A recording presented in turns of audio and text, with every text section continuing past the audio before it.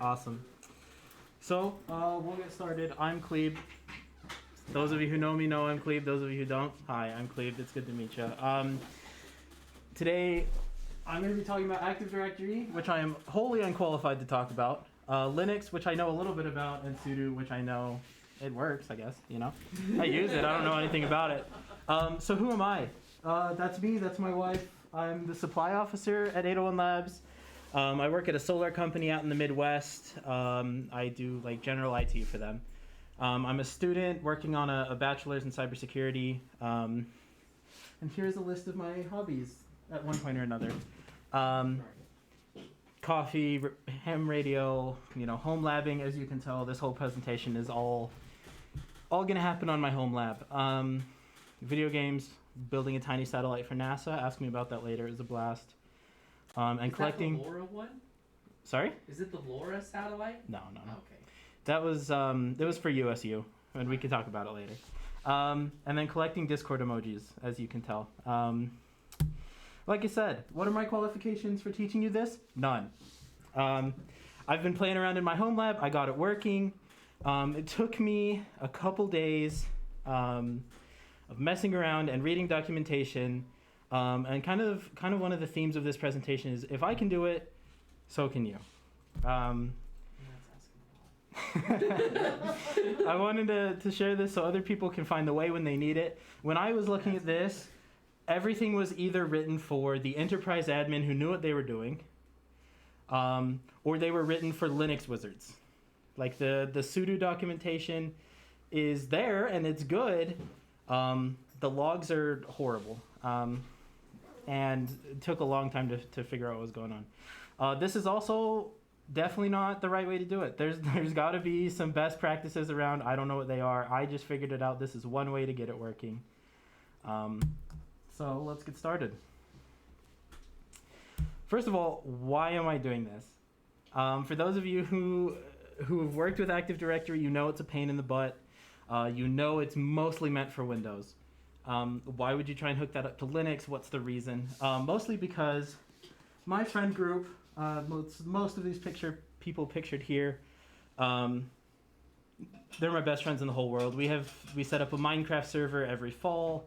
We set up, you know, Factorio servers and Valheim game servers and a bunch of servers. We've set up our own.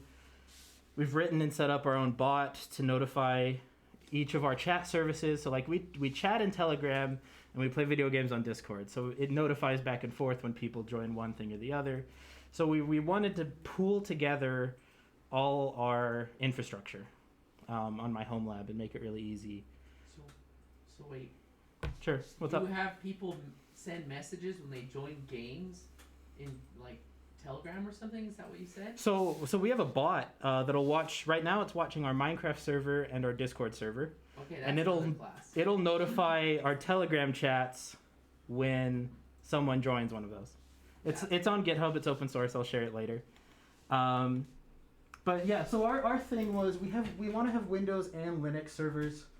Eventually, when GPUs aren't super hard to purchase, I want to build a couple virtual, you know, like VFIO machines, like gaming,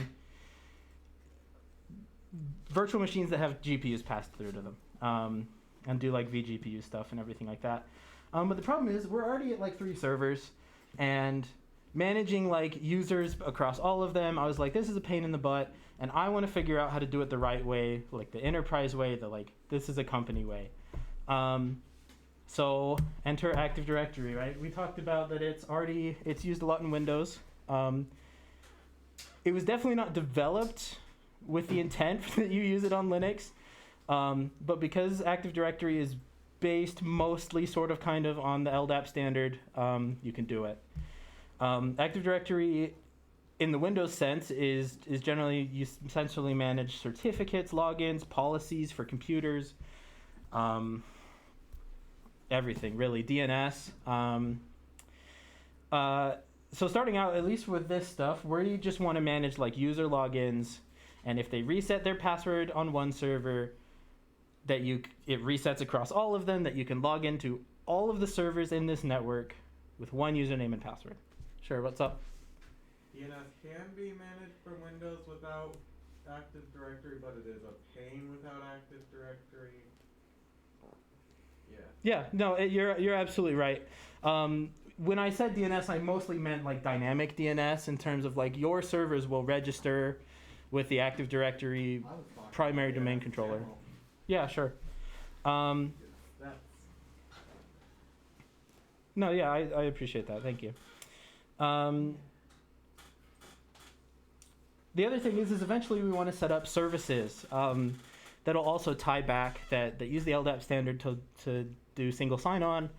So not just servers, but eventually services and some other stuff in the future. So getting started, set up Active Directory. I'm not going to teach you guys how to set up Active Directory. You can get free Windows Server evaluation ISOs from Microsoft that'll work for 6 months. And if you Google around, you can extend it to like 3 years, I think. There's a billion guides online. I recommend having a domain for it, like a domain name. And then also have a couple servers or 3. I get all my stuff with kind of bleeding edge RPM-based distros. I've always been a Fedora guy.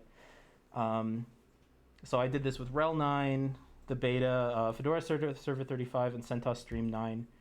I've also played around CentOS 8. You know, older ones should work as well. I'm sure like Rocky Linux, that stuff as well. Your mileage will vary on other distros. Just I haven't tested them. I haven't played with them. I couldn't tell you.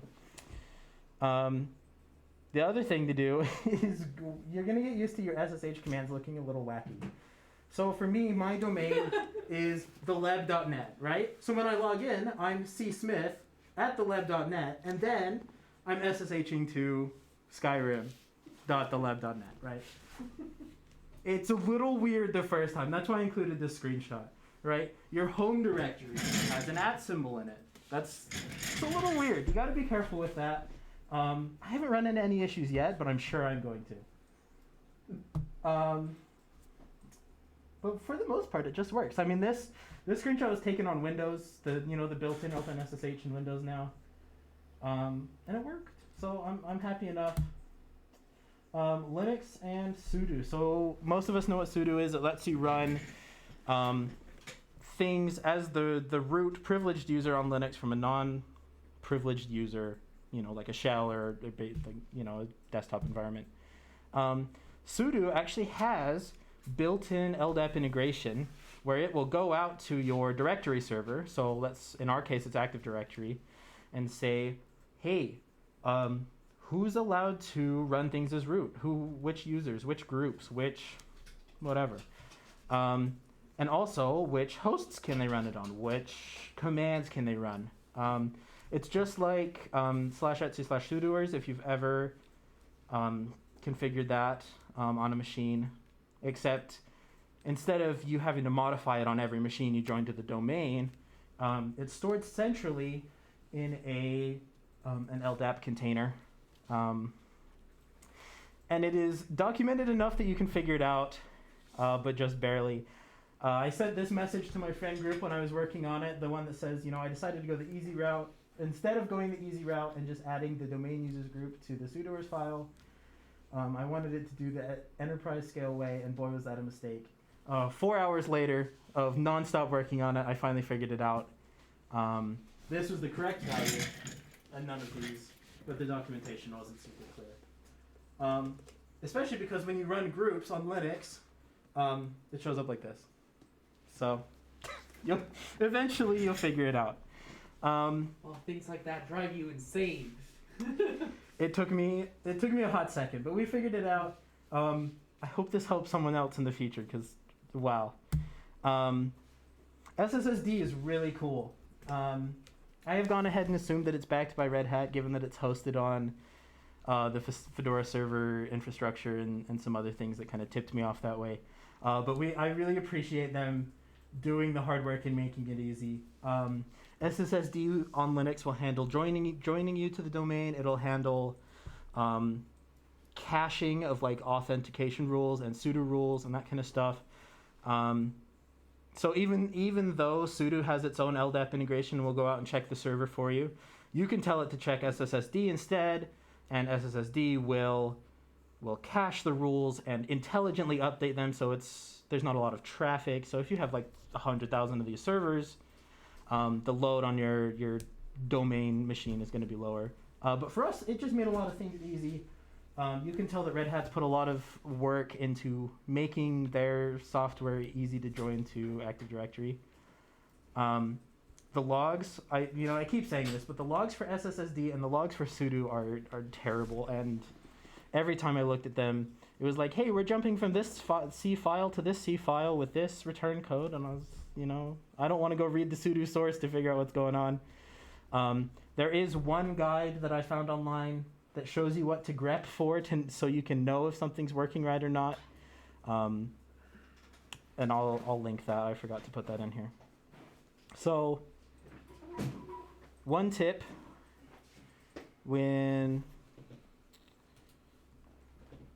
Admiral says that my camera feed is directly overlapping the thing I just tried to show.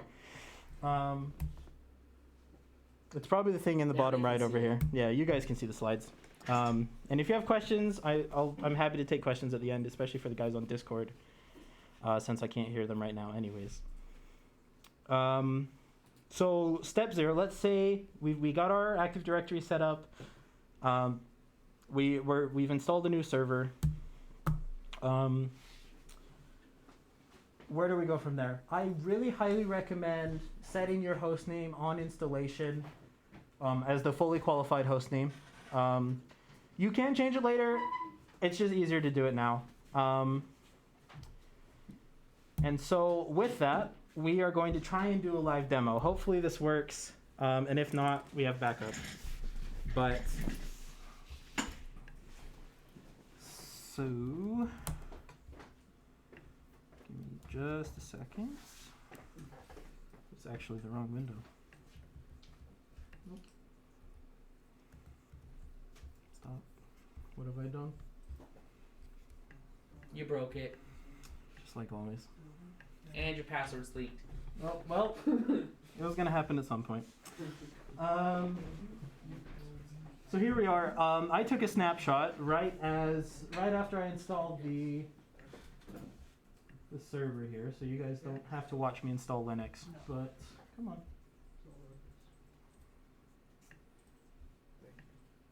Come on.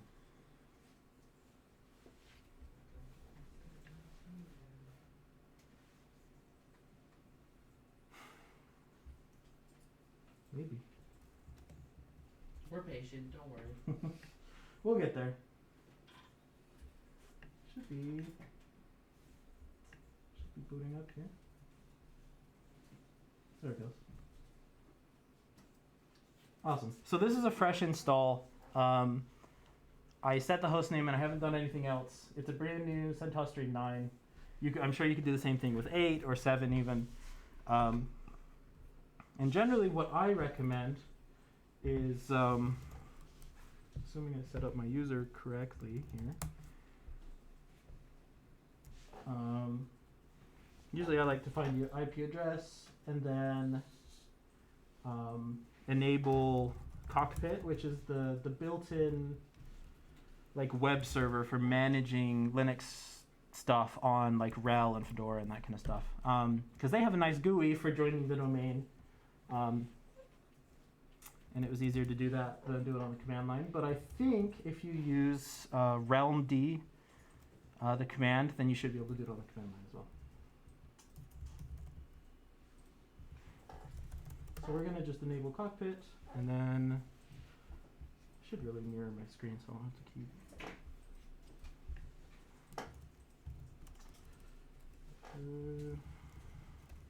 I would definitely mirror your screen. Yeah. Let me do that real quick. I did not anticipate that. Mirror for Elgato. There we go. Much better. Cool. So here we are, logging into Cockpit.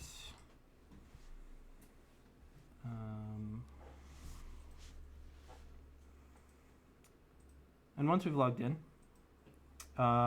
we can come over and make sure our host name is set to what we want it to be, and then we can join the domain. And because we've set our host name, it's pre-filled the address that it's going to look for. This machine is on the same VLAN as the Active Directory domain controller. So it did a DNS lookup, it found it, and then I can log in here. If I can type my password right. And join it right up. Theoretically.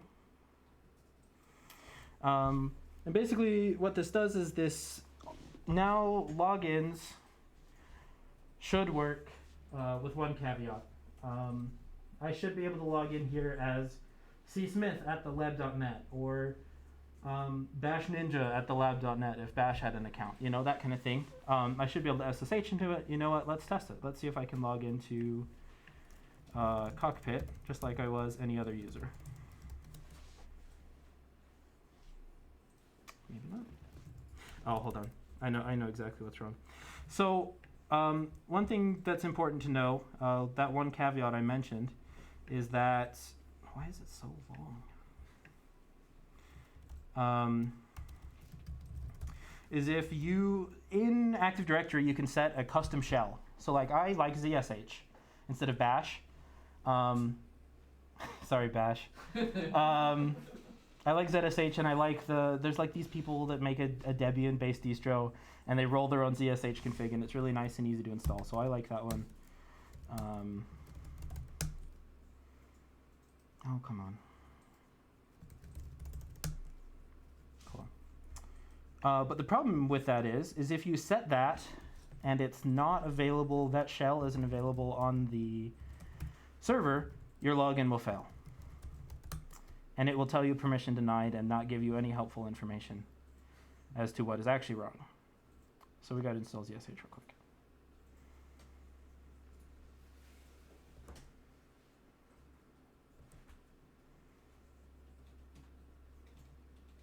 Easy enough. Okay. Now let's try this again. Awesome. There we go. Cool. So there we are, right? We're logged in. And just to prove it, I'll SSH in as well. Let's do it actually from my MacBook and not from here. Okay. So again, things are going to look a little wacky. But it just kind of works. And that's kind of the part that blew my mind. Because once you get this far, things just sort of work with the exception of sudo, and we'll work on that next. So here we are. You know, my shell is ZSH. Here's my home directory. And this was the password. The one password that's across all my servers. I can log into any of those that are joined to the domain with that password. It's nice. It's easy. And it's not too bad to configure. Oh, I should not have closed that up. That's all right. We'll do it again. But the one problem with this is that sudo doesn't work, right? If I try and list what I can do and give it my password, it'll say you can't do it, even though the rule is set up, right, in Active Directory and that kind of stuff. There's a little bit more configuration we have to do on the on this server. NCL in Discord had a good question. They asked, can you distribute SSH keys instead of passwords? That's a really good question. I have not tried it. I had a friend, I think, try putting his SSH key in the authorized keys thing for his user. I think he said it didn't work, but I need to play with it and test it before I know for sure. But yeah, that's a good question. For sudo, again, Red Hat has made it easy. Let's see if it'll play on both screens. There we go.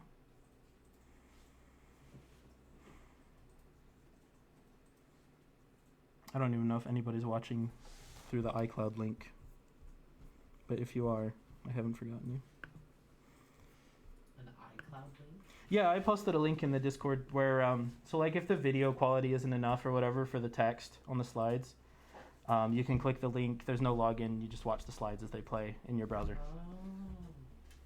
It's pretty neat.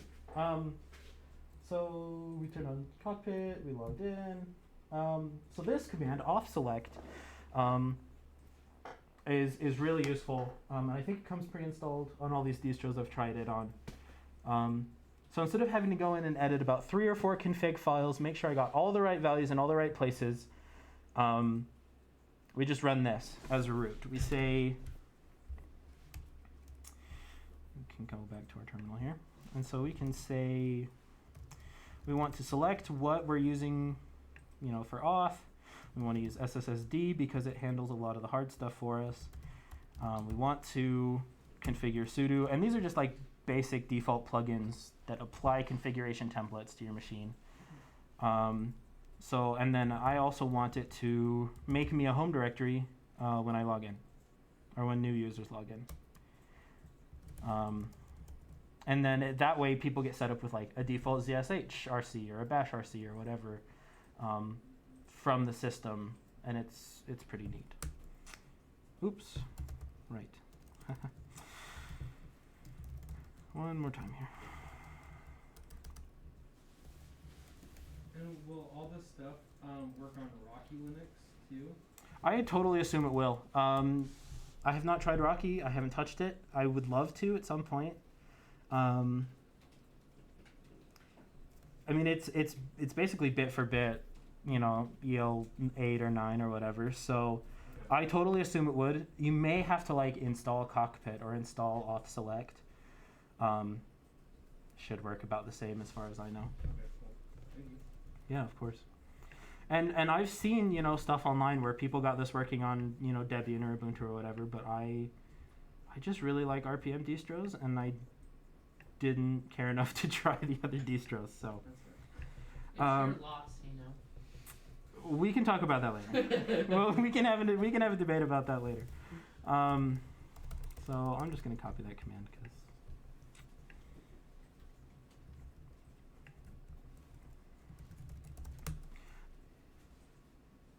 Come on. What? Oh. It's off. I don't have my shell. Select. Close enough. Okay, so now that we've selected this profile, we can see that it's set up like changing your password and grabbing the right groups and auto mounting home directories from other servers and stuff if you want to. I haven't played with that. It sounds really cool. Services and sudoers and that kind of stuff. And then it says, hey, because you used this profile, you got to enable this service. So, okay, easy enough. Except I'm going to have to do it as root.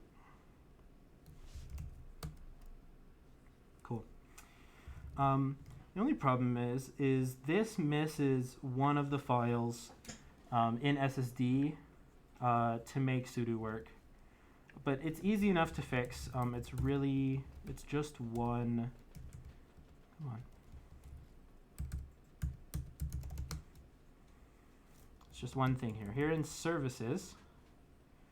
And you'll see that it generated all this for me, right? It knows what the domain is.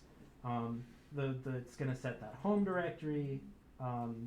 It'll do dynamic DNS, so it'll tell the domain controller, hey, I'm this host name, and I'm at this IP address, and any other machine that's joined to the domain or uses the domain controller as its DNS resolver, if you go to, so this system's host name is Morrowind. I've been naming them after Elder Scrolls games. But if you go to morrowind.theleb.net on that subnet, or on one of these machines, it'll resolve to that machine, even if the IP changes, which is super neat. Active Directory has a lot of cool stuff in it, and a lot of really confusing stuff in it. So we add sudo here, and then we can restart SSD. Theoretically, if we did it right, things should work. The one thing that will also need to do, if this is your first Active Directory joined Linux machine, is set up that sudo rule that I was talking about, where in Active Directory you go in and make a container, and you have to basically run a script that the sudo people maintain to extend the Active Directory schema, and so you can create this sudo rule object. And I'll actually show that to you guys since we have plenty of time here. Let's see one here.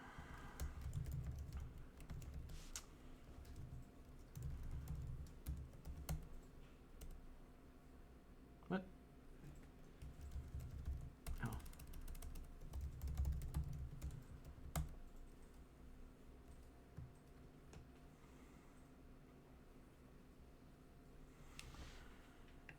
So, the interesting thing about doing this, and you'll see that I have this file here, the command is in the documentation. You can find it online. There's one thing you need to do to change it. You have to put quotes around a certain part of it. It's in the slides if you want to look at this later. But once you do it, you use a tool that's included with Active Directory called ADSI Edit. And this gets you a little bit lower level than the user and computers tool. For some reason, you have to use ADSI Edit to create so you create this organizational unit called sudoers, and to create the thing as the sudo rule, since you've extended the schema or whatever, using users and computers has no idea how to deal with that. So you have to use ADSI to create it. But once you've created it, you can come in here and edit the attributes of it. So we can hit properties and go to the attribute editor. And so in here is where you set your rules. So I've set that I have one rule. This is the only rule I have in here. Oh, nobody can read my screen. It's not good. We'll post a recording of this. And I you have an idea. Sure? Type in magnifier. Sure, I can do that.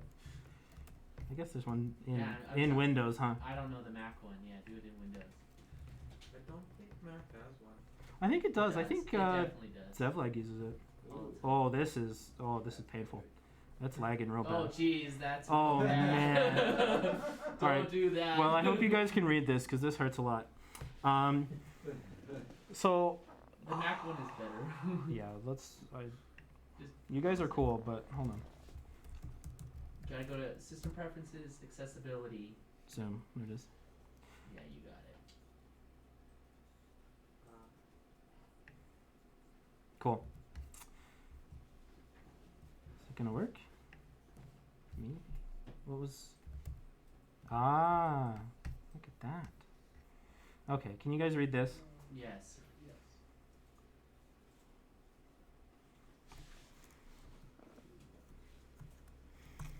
Frog. Wait, I need a. Cool. There you go. There's another Discord emoji for you. So like I said, we created this organizational unit sudoers.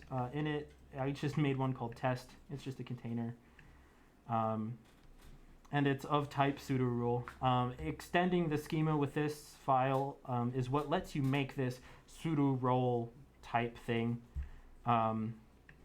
And this is generally well documented enough in sudo's documentation that you'll be able to figure it out. You'll be able to figure out how to add the right group to the user. And so like if it's a group from AD, you have to use the %sign as the preface, the prefix. You can specify users, you can specify everybody but this user. There's actually a lot of choices that way. It's just like your etc sudoers file, except it's stored centrally, so all your computers can check it out. Same thing, the three parameters that you have to have set in one of these sudo rules is sudo command. Just like, again, if you guys have edited one of these files, it's the same thing. Like when you add wheel or yourself to the files, you're saying on all hosts, run all commands. We're giving this permission to this user, right? So it's the same syntax and all that stuff. It's just in this weird Active Directory LDAP container thing.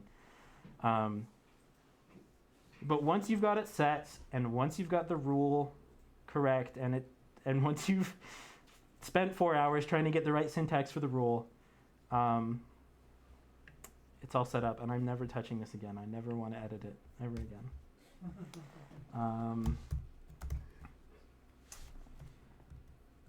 So now that I've shown you that, so theoretically, I can switch back.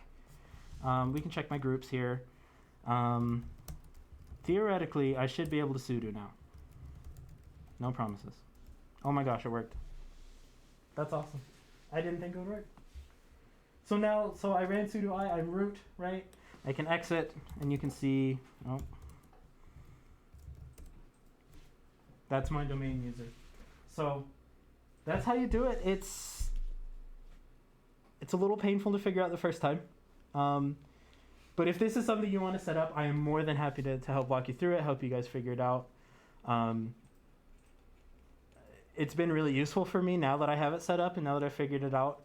Like I said, I think this is the third or fourth server in that domain. We're going to add more. We're going to add services, more users, and that kind of stuff. And this takes a lot of load off me in terms of like letting people reset their passwords and letting people giving access to my friend who wants to help out running one of these bots, right? I can just say like, here's an SSH username and a password and a host. And if he's in there, he can sudo. He can SSH to any of the other 3 servers to check on other services or whatever. It has been awesome, and it is going to be even better once we set more stuff up with it. It's been really cool. Does anybody have any questions in person? And then I'll hop on the Discord voice and see if they have any questions. Questions, thoughts, concerns for my sanity. How do I can you back your configuration up pretty easily? Well, I guess you just do it in Active Directory, huh? Yeah, so like Active Directory has you can back up that sudo rule and that kind of stuff. There's ways to export it and import it. On this, it's, at least with my instructions, it's easy enough to nuke and rebuild. Do you do anything else with Active Directory? Or like, why did you choose Active Directory instead of something that's more tailored for Linux? Mostly because I want to set up Windows machines that use the same logins. Okay. And also because I wanted to learn more about Active Directory.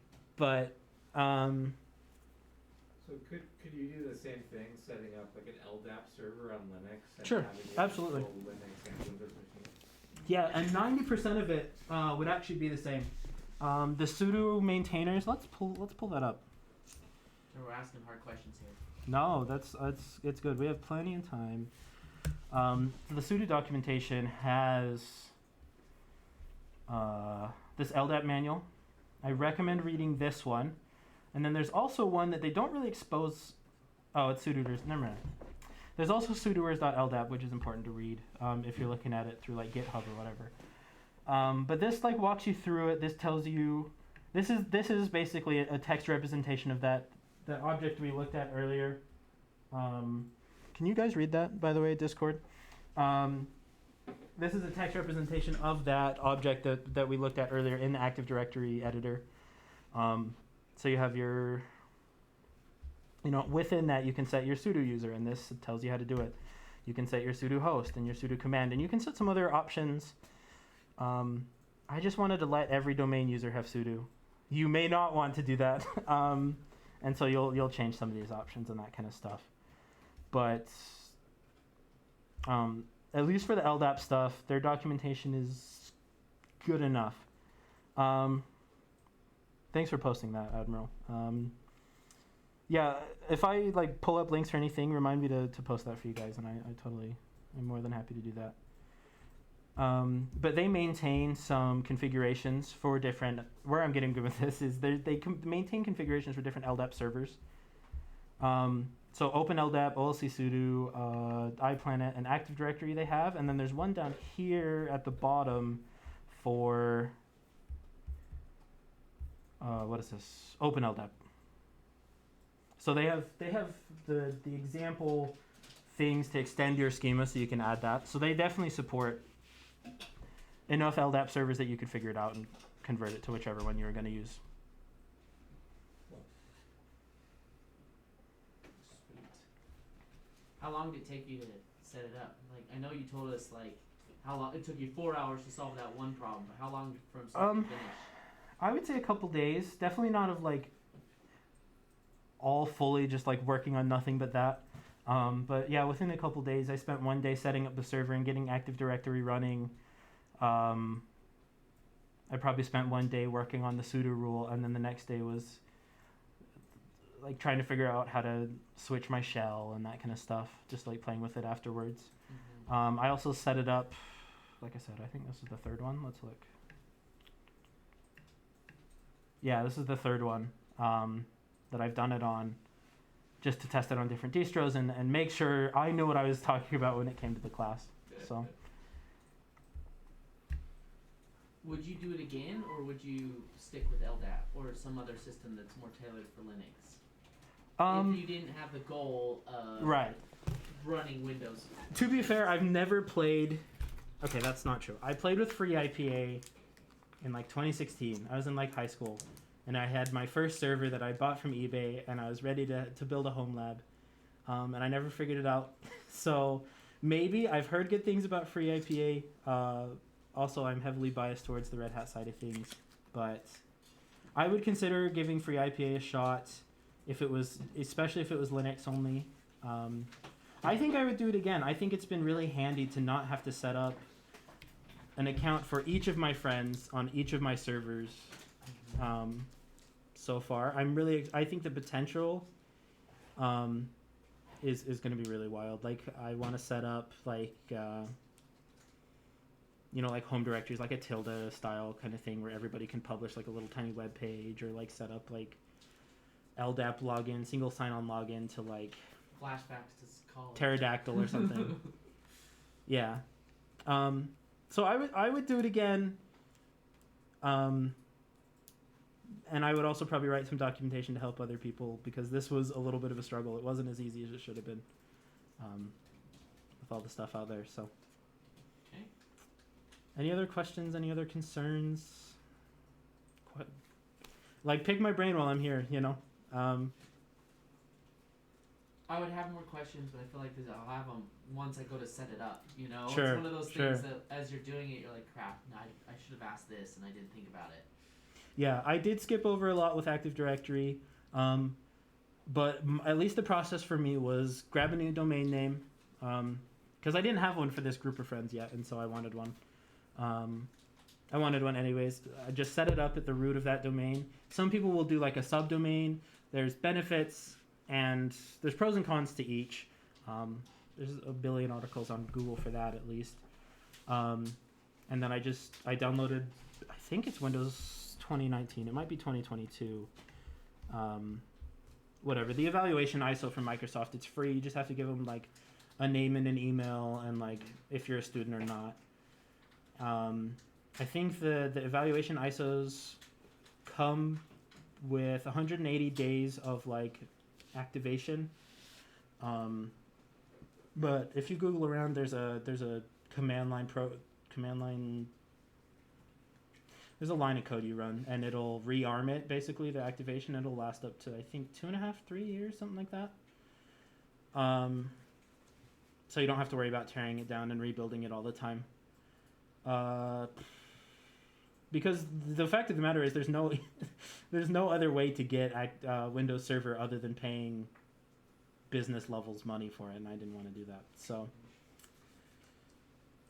that's definitely what I would recommend on the Windows side. But it was super easy. I did the wizard. They have like an Active Directory setup wizard now with Server Manager. I set up the domain, made myself a user, and then I put my VLAN on. I told machines on that VLAN to use that server as the DNS server. You set that the DHCP on that VLAN. So it was all of this is very like stock config, except for what I've showed you. Everything is pretty simple, pretty easy. I showed you the stuff where I struggled there. Like I showed you the stuff that wasn't clear. So. And yeah, feel free to reach out, Discord, email. If you're hiring, I'm looking for a job. But yeah, feel free. Email is here. Professional email is here. I'm in the Discord, Cleeb. You can find me. I'm online all the time. If you have any questions when you're setting it up, or you want to do something similar, or you want to pick my brain, reach out. Oh my gosh, that email. It's really good.